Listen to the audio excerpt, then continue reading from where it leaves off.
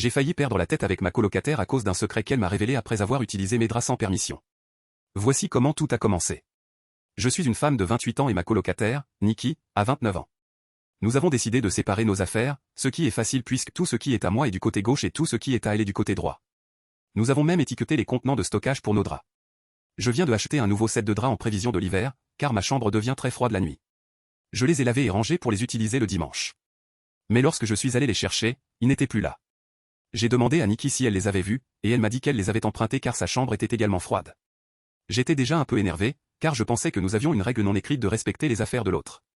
Je lui ai dit que ce n'était pas à elle de prendre cette décision et que je voulais les récupérer pour les laver et les utiliser. Mais elle m'a révélé que son petit ami et elle avaient utilisé mes draps pour avoir des relations sexuelles. Or, je souffre d'un trouble obsessionnel compulsif de contamination, et Nikki le sait.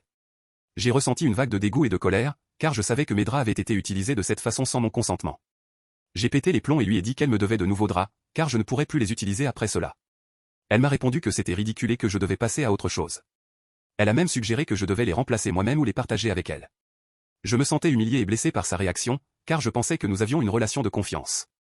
J'ai essayé de lui expliquer que ce n'était pas juste de profiter de mes affaires sans me demander la permission, mais elle n'a pas voulu écouter.